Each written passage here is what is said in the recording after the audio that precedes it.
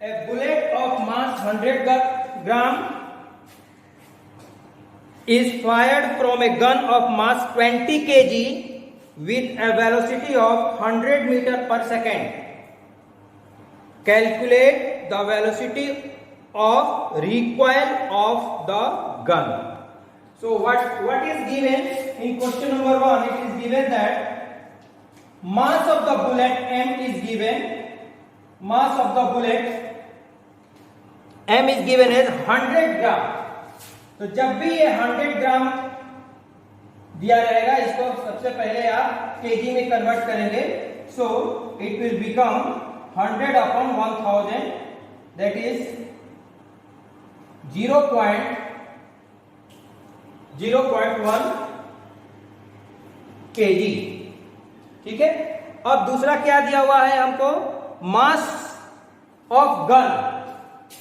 Mass of gun से capital M हमने लिया, that is 20 kg is given with a velocity of 100 metre per second. Calculate the velocity of the recoil of the gun. Gun जब fire, हमने बताया था कि जब भी फायरिंग ऑफ गन होता है, बुलेट आगे जब फायर होता है तो पीछे गन रिकॉइल होता है. ठीक है. तो वो गन किस रफ्तार से पीछे की ओर जाएगा वो हमको यहां पर इस प्रॉब्लम में हमको निकालना है. So recoil velocity of the gun is to be find out here and this is your question mark. अब इसको हम कैसे इसको करेंगे? So we will apply the Newton law of conservation of momentum here. Law of conservation of momentum before firing पहले निकालेंगे और उसको हम इक्वेट करेंगे आफ्टर फायरिंग. ठीक है.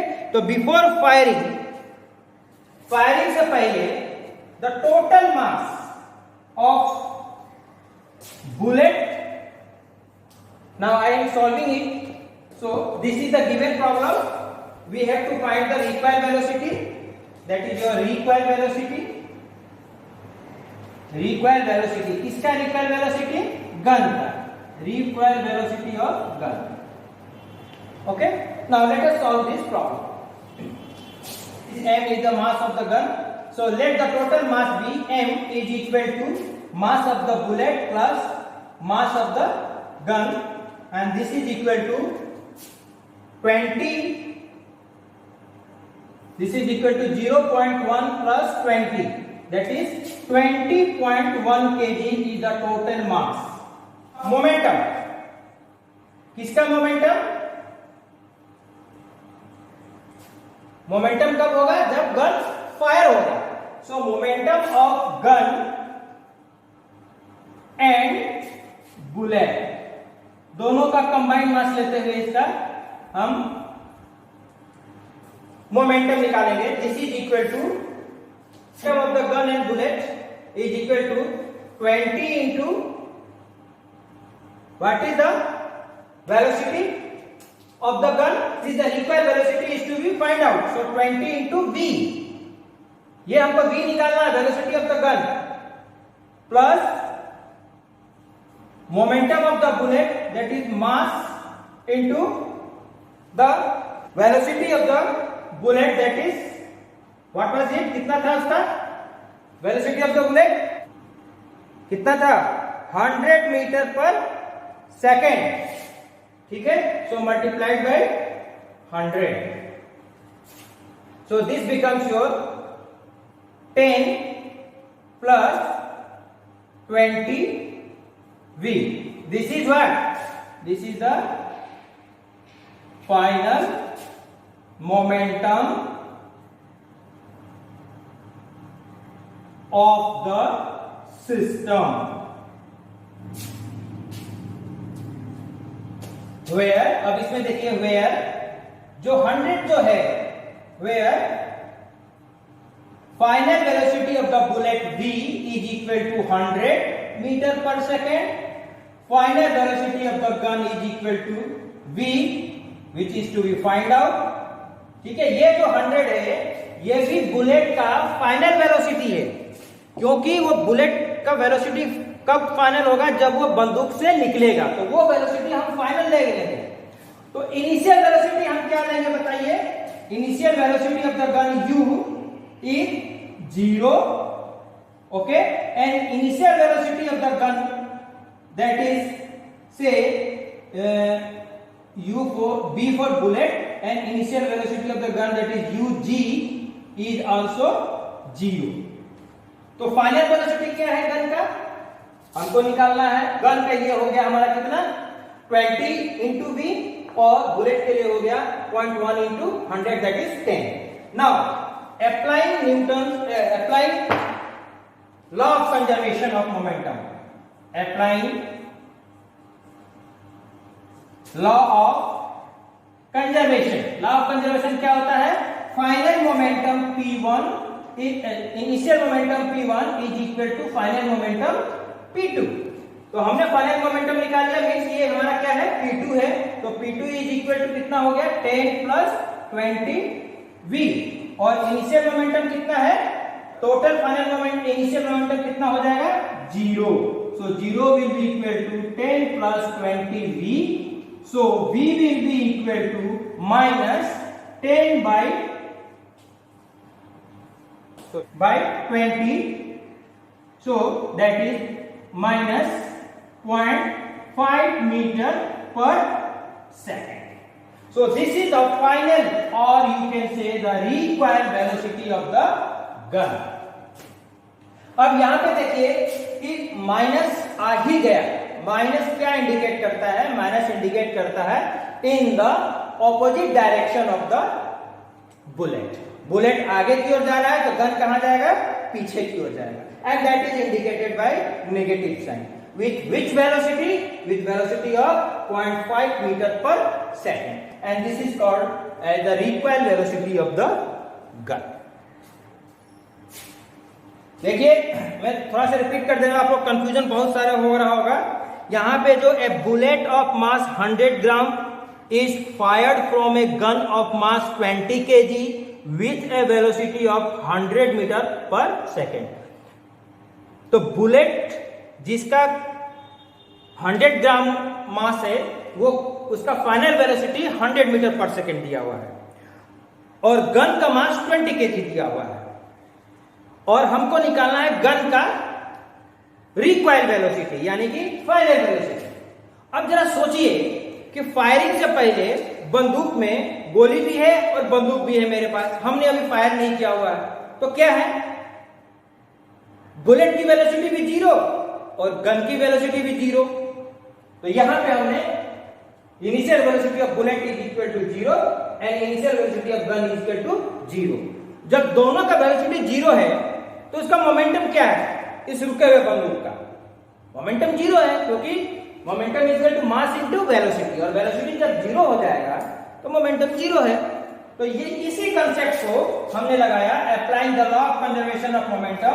Initial momentum is equal to final momentum. Initial momentum is 0 and final momentum we have find out. Final momentum किसका? बंदूक और गोली दोनों का एक साथ लिए हैं, क्योंकि बंदूक के अंदर गोली है. ये दोनों चीज मिलाकर सिस्टम बन गया, ठीक है. तो ये दोनों की अलग अलग मोमेंटम लिए हम मान लो, the equation becomes 10 plus 20v. इसको हम इनिशियल मोमेंटम से इक्वेट कर दिए, which is equal to 0, and simplifying this we get the answer, the required velocity of the gun as minus 0.5 metre per second. How much momentum will an object of mass 10 kg transfer to the floor if it falls from a height of 5 meter? ठीक है, question इस प्रकार से देखिए, एक छत है, ये ग्राउंड है, this is your ground,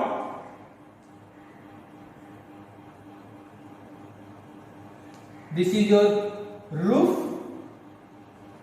which is 5 metre height. यहां पर एक ऑब्जेक्ट है, ठीक है, तो यहां पर ऑब्जेक्ट है. अब ये फॉल हो रहा है, इसका मास कितना है ऑब्जेक्ट का? m is equal to 10 kg.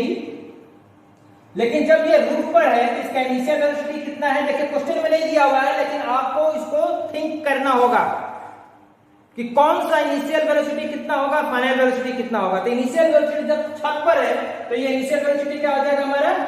0 हो जाएगा। और जैसे ही ये गिरेगा धीरे धीरे इसका वेलोसिटी क्या होगा? चेंज होगा। तो वो वेलोसिटी हमारा फाइनल वेलोसिटी होगा। लेकिन फाइनल वेलोसिटी देखिए यहां पर, यहां पर, यहां पर, यहां पर, यहां पर, यहां पर और ठीक यहां पर, तो 1 2 3 4 5 6 7 ये सातों जगह पे इसका वेलोसिटी अलग अलग होगा। जैसे जैसे वो धरती की ओर नजदीक आएगा ऑब्जेक्ट, वैसे वैसे उसका वेलोसिटी इंक्रीज होता जाएगा। तो हम कौन सा वेलोसिटी लेंगे? द 7th वाला लेंगे, the velocity just before it strikes the ground. धरती से टकराने के ठीक पहले जो वेलोसिटी होगा, that will be the maximum velocity of the ball and we will take into consideration that maximum velocity here. यहां पर हम वही मैक्सिमम वेलोसिटी को हम कंसीडर करेंगे। अब ये जो ऑब्जेक्ट ऊपर से नीचे की ओर गिर रहा है वो किस प्रकार का मोशन फॉलो कर रहा है, जरा सोचिए। This is an straight line motion of the object. कोई भी चीज ऊपर से नीचे फॉल हो रहा है वो स्ट्रेट लाइन मोशन है। तो अब यहां पे जो फाइनल वेलोसिटी, जो मैक्सिमम वेलोसिटी होगा, वो हम कैसे निकालेंगे? By using the straight line equation. अब स्ट्रेट लाइन इक्वेशन 3 होते हैं, उसमें से कौन सा यूज करेंगे हम? According to the given data. Data में क्या दिया हुआ है? डिस्टेंस दिया हुआ है और डिस्टेंस दिया हुआ है, इनिशियल और फाइनल वेलोसिटी। अब यहां पर हमको क्या है? इनिशियल वेलोसिटी 0, फाइनल वेलोसिटी हमको निकालना है। डिस्टेंस हमको दिया हुआ है 5 मीटर, ठीक है। और एक्सेलरेशन, अब यहां पर क्वेश्चन में आपको दिया हुआ है take acceleration due to gravity, since this is called as motion under free fall. ये फ्री फॉल के अंतर्गत ही आता है। और फ्री फॉल का जो क्वेश्चन होता है, जो भी चीज ऊपर से नीचे की ओर गिरता है, कोई भी चीज हो, चाहे ऑब्जेक्ट हो, चाहे रॉकेट हो, चाहे कुछ भी हो, उसको motion under the free fall बोलते हैं। और मोशन अंडर फ्री फॉल भी हमारा स्ट्रेट लाइन मोशन ही होता है। और ऐसे न्यूमेरिकल्स में always we take the value of acceleration due to gravity g। So g का वैल्यू हमको दिया हुआ है, so g is equal to 10 metre per second square. अब स्ट्रेट लाइन इक्वेशन कौन सा यूज करेंगे? s दिया हुआ है, s और v के टर्म में। तो s और v के टर्म में क्या है? थर्ड इक्वेशन है, final square velocity minus initial square velocity is equal to 2as। अब इस इक्वेशन में देखिए u क्या है? Initial velocity 0 because initially the ball was at the height of 5 metre which is at rest. तो ये 0 ले लेंगे तो हमको क्या बच जाएगा? v square is equal to 2, acceleration कितना दिया हुआ है? 10, हाइट कितना दिया हुआ है? 5। So what will be v? It will be 50 into 2 100।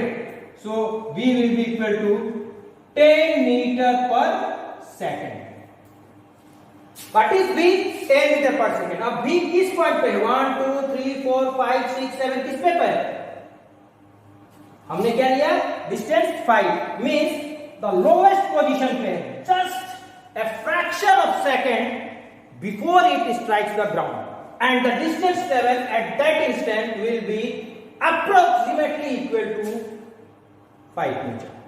तो ये हम 7th वेलोसिटी ले रहे हैं। तो कौन सा वेलोसिटी लेंगे? वो धरती से टकराने से ठीक पहले जो वेलोसिटी होगा वही वेलोसिटी हम लेंगे, और वो वेलोसिटी हम इस इक्वेशन से निकालते हैं। यहां पर जो वैल्यू आया v का 10 मीटर पर सेकेंड हमारा फाइनल वेलोसिटी निकल गया। अब मोमेंटम ऑफ द ऑब्जेक्ट, अब इसमें इस वेलोसिटी पे जो ऑब्जेक्ट था उसका मास हमने कितना लिया था? 10 kg। So momentum of the object कितना होगा? So momentum will be equal to m into v।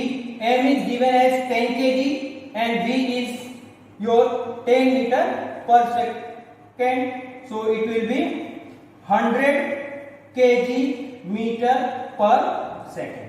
This, और जब वो स्ट्राइक कर दिया इस तरह से, धरती पे वो टच कर दिया, तो कितना मोमेंटम था, वो तो आकर उसका वेलोसिटी जीरो हो गया, तो उसका मोमेंटम तो जीरो हो गया। किसका? ऑब्जेक्ट जो फॉल हो रहा है गिरने के बाद, उसका वेलोसिटी जीरो हो गया, यानी कि उसका मोमेंटम जीरो हो गया। लेकिन टकराने से पहले जो उसके पास मोमेंटम था, वो मोमेंटम कहां गया? It has been transfer to the ground, वो धरती को वो मोमेंटम दिया। और ये 100 kg मीटर पर। एनसीईआरटी में एक प्रॉब्लम है, प्रॉब्लम नंबर है एनसीईआरटी बुक का प्रॉब्लम नंबर 15, पेज नंबर 129 पे क्वेश्चन नंबर, एक्सरसाइज क्वेश्चन है, question number 15। An object of mass 1 kg travelling in a straight line with a velocity of 10 metre per second. Velocity कितना है object का? 10 metre per second. मास कितना है? 1 kg। कैसे travel कर रहा है? In a straight line. Okay, now this object collides with and sticks to a stationary wooden block of mass 5 kg। ये सपोज करिए वुडन ब्लॉक है, ये ऑब्जेक्ट है, ये मूव कर रहा है with velocity u is equal to 10 meter per second and having the mass is equal to how much? That is 1 kg. 1 kg. Now it is moving towards this wooden block which is stationary. Stationary means इसका initial velocity क्या है? u is equal to 0. This is u2 and this is a u1। अब ये wooden block जो है, इसका मास, इसका जो मास है m2 दैट इज 5 kg, और इसका मास कितना है? m1 that is 1 kg। ठीक है, अब दे बोथ मूव टुगेदर। अब ये इसे जब स्ट्राइक किया, ये इसे जब स्ट्राइक किया इस तरह से, ऐसे स्ट्राइक किया, और इसके बाद ये इससे सटा रह गया और दोनों एक साथ मूव कर रहे हैं। अब दोनों एक साथ मूव कर रहे हैं, क्वेश्चन में ये है, this is very important model. Strike हुआ और स्ट्राइक करने के बाद ये अलग नहीं हुआ, ये इससे सट गया, सटने के बाद दोनों एक साथ मूव कर रहे हैं। दोनों एक साथ मूव कर रहे हैं मीन्स दोनों की फाइनल वेलोसिटी क्या होगी? हमारी सेम हो जाएगी। ठीक है, सो आफ्टर कोलाइजन इस प्रॉब्लम में हमारा V1 will be equal to V2। This is very important point to be noted, ये बहुत ही इंपॉर्टेंट पॉइंट है। कैसे V1 V2 हुआ? जब भी कोई ऑब्जेक्ट, दो ऑब्जेक्ट एक साथ में टच है और दोनों एक साथ मूव कर रहे हैं, तो दोनों का वेलोसिटी सेम हो जाएगा। यानी कि जिसका इसका इनिशियल वेलोसिटी 10 था, इसका इनिशियल वेलोसिटी 0 था, तो अब जब ये दोनों मोशन करेंगे तो दोनों का फाइनल वेलोसिटी हमारा सेम होगा। So this is very important in this point. अब calculate the momentum just before the impact. टकराने से पहले मोमेंटम निकालना है और टकराने के बाद मोमेंटम निकालना है। ठीक है, अब टकराने से पहले इसका मोमेंटम क्या हो जाएगा? m2 into u2, this will become 0। और टकराने से पहले इसका मोमेंटम कितना हो जाएगा? When it is moving, m1 u1 that is equal to 10 metre kg metre per second, 10 kg metre per second. तो दोनों का आपका टकराने से पहले, तो टोटल मोमेंटम टकराने से पहले क्या था? दोनों का सम कर देंगे, that is total momentum P1। What is P1? Theory में बताया था, मोमेंटम बिफोर द कोलाइजन। तो total momentum P1 is equal to momentum of the moving object before collision and momentum of the wooden block before collision. Since wooden block is at rest, so its momentum is 0. So 0 plus 10 is your 10 kg per meter per second. This is the momentum before collision. ठीक है? Now momentum after collision. अब after collision में क्या हो रहा है कि दोनों ऑब्जेक्ट अब क्या कर रहे हैं, एक साथ मूव कर रहे हैं with common velocity v1 is equal to v2। तो अब मोमेंटम p2 जब हम निकालेंगे आफ्टर कोलाइजन के लिए, ये क्या लेंगे, mass m1 of the object into velocity v1 plus mass m2 into velocity v2। Since v1 is equal to v2, हम क्या लेंगे, v कॉमन ले लीजिए, v1 v2 को हम v ले लेते हैं, that is common, and it becomes m1 plus m2। Now what is m1? m1 is your 1 kg and it has a mass of 5 kg, so it becomes 6 kg. So this v multiplied by 6 kg. Now where from this v will come? ये v final velocity दोनों का combined velocity है, वो हम कैसे निकालेंगे? अब यहाँ पे हम इसको करने के लिए हम क्या फॉर्मूला अप्लाई करेंगे, law of conservation of momentum. So P1 is equal to P2, P1 is equal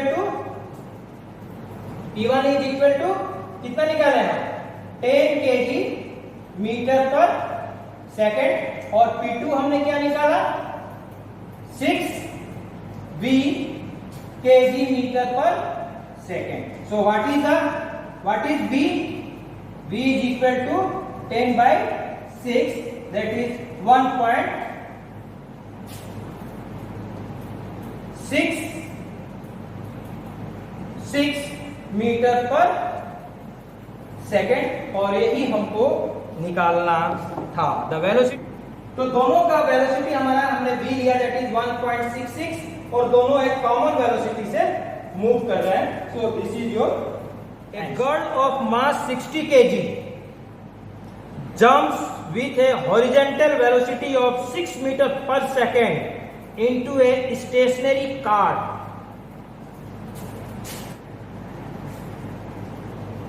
ये यहां पे छत है, सपोज कीजिए यहां पर एक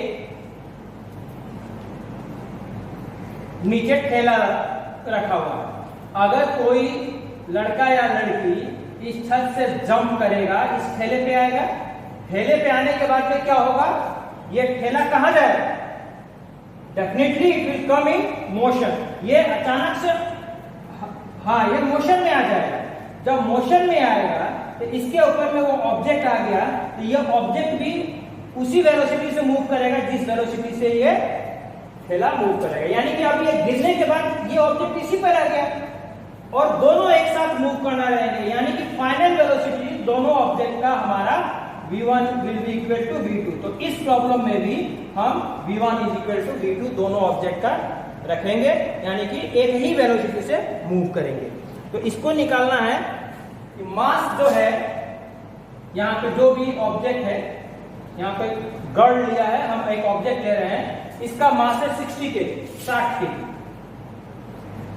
ठीक है। ये गिरा ऊपर से इस ठेल, तो अब ये 60 kg का ऑब्जेक्ट इसके ऊपर अचानक गिरेगा, तो ये जो पहिया लगा होने के कारण, और इसमें हम एज्यूम करेंगे कि ये इसका जो ग्राउंड और पहिए के बीच में जो फ्रिक्शन है, फ्रिक्शन फोर्स, वो 0 है। अगर फ्रिक्शन बहुत ज्यादा रहेगा तो ये ऐसा भी पॉसिबल हो सकता है कि ये फ्रिक्शन होने के कारण, क्योंकि फ्रिक्शन हमेशा विपरीत दिशा की ओर एक्ट होता है, तो इस फ्रिक्शन अगर ज्यादा होने के कारण ये ठेला मूव भी नहीं कर सकता है। लेकिन हम उस सिचुएशन को नहीं ले रहे हैं, हम ये ले रहे हैं कि friction between the tyre and the road is considered to be 0, और फ्रिक्शन जब 0 होगा तो ये पहिया थोड़ा सा भी अगर इसके ऊपर में वजन गिरेगा, पहिया वो मोशन है।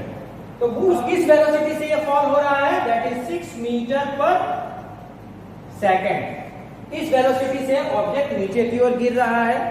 ये स्टेशनरी कार्ट है, यानी कि u2 is equal to 0। The mass of the cart is 6 kg, इसका m2 ले लीजिए, m2 is given as 6 kg। What is her velocity as the cart starts moving? मतलब कि जो लड़की इसके ऊपर में कूदी उसकी वेलोसिटी क्या है यदि ये कार्ट चलने लगे। तो जाहिर सी बात है ऐसे प्रॉब्लम में जब लड़की इसके ऊपर में गिरेगी और कार्ट आगे की ओर मूव करेगा तो लड़की और ये कार्ट का एक ही वेलोसिटी होगा, यानी लड़की का वेलोसिटी वही होगा जो ये कार्ट का वेलोसिटी होगा। तो हम यदि कार्ट का वेलोसिटी अगर हम निकाल लेते हैं तो हम लड़की का वेलोसिटी निकाल सकते हैं। Initial momentum of the system, initial momentum of the system में अब यहां पे सिस्टम किसका किसका चीज है, गर्ड का और कार्ट का। इनिशियल मतलब initial momentum, initial momentum of girl plus cart, दोनों को मिला के इनिशियल मोमेंटम कितना है, this is equal to initial momentum of the girl is mass into velocity, initial velocity u1 plus cart का initial velocity m2 into u2। ठीक है, अब यहां पर जो u1 है यहां पर हम u1 जीरो नहीं ले सकते हैं, इसलिए नहीं ले सकते हैं क्योंकि ये ऑब्जेक्ट जो लड़की जो फॉल हो रही है, अभी जो प्रॉब्लम में करवाया था, इस ठेले पर गिरने से ठीक पहले, क्षण भर पहले इस लड़की का वेलोसिटी कितना है, that is the initial velocity. और गिरने के बाद को हम फाइनल वेलोसिटी लेंगे। तो अभी तक तो ये कार्ट पे ये लड़की नहीं गिरी है ना, तो कार्ट पर गिरने से पहले जो वेलोसिटी है वो हमारा क्या हो जाएगा, इनिशियल वेलोसिटी। हाँ, सो इनिशियल वेलोसिटी यहां पर इसके ऊपर में जंप कर रही है लड़की, इनिशियल वेलोसिटी से जंप कर रही है जिसका वेलोसिटी है 6 मीटर पर सेकेंड। हो गया मास 60 kg मल्टीप्लाइड बाय 6। अब आप कहेंगे कि सर यहाँ पर हम पहले वाला b square minus u square is equal to 2as हम क्यों नहीं अप्लाई करके इसका वेलोसिटी निकाल रहे हैं।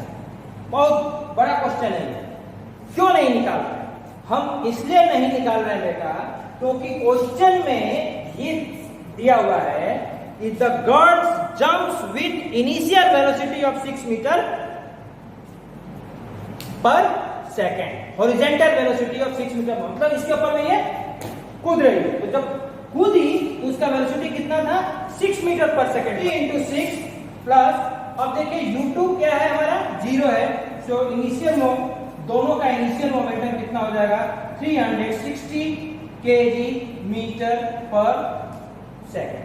अब फाइनल मोमेंटम अगर निकालेंगे हम P2 निकालेंगे तो अब m1 into v1 plus m2 into v2। अब देखिए v1 एंड v2, देखिए अब ये क्वेश्चन अप्लाई किया क्योंकि दोनों एक साथ मूव करेंगे इसलिए v1 is equal to v2 लेंगे। तो v1 v2 कॉमन ले लीजिए, दैट इज सेकंड है v m1 प्लस m2, दोनों का मास जोड़ के v से मल्टीप्लाई कर दीजिए। What is v? v हमको निकालना है, so it will be m1 is how much, 60 and that is 6, so 66, so it becomes 66v। p2 will be equal to 66v, यानी कि final momentum will be 66v of the combined momentum of the girl and this car. Now applying the third law, final momentum is equal to initial momentum. Same फिर से उसी इक्वेशन में आ गए, that is P1 is equal to P2। So P1 is 360, that is equal to 66v। So v is equal to 60 upon 66 metre per second is the final velocity of the cart and girl.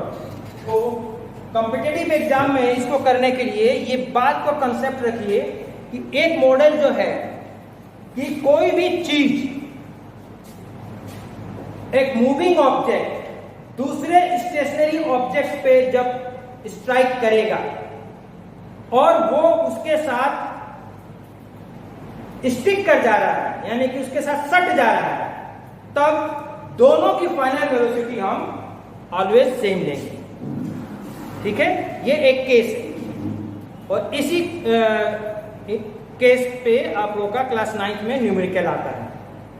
और कुछ बातें हैं कि जब इसमें problem में कहेगा initial body starts from rest, तो उस केस में आप इनिशियल वेलोसिटी को 0 लेंगे।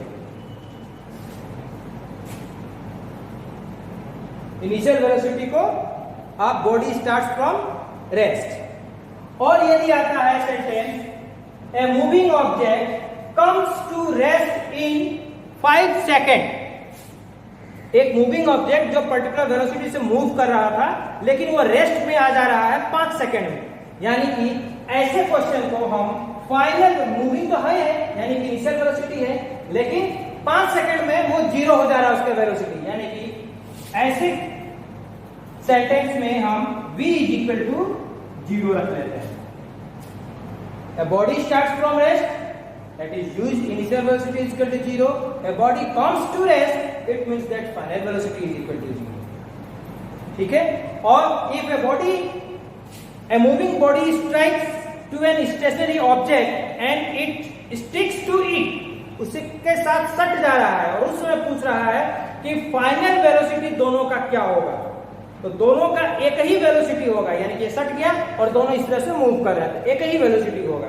तो यहां पर हम लास्ट इनिशियल मोमेंटम पहले निकालेंगे, फाइनल मोमेंटम निकालेंगे और दोनों को इक्वेट करके हम फाइनल वेलोसिटी हम निकाल लेंगे।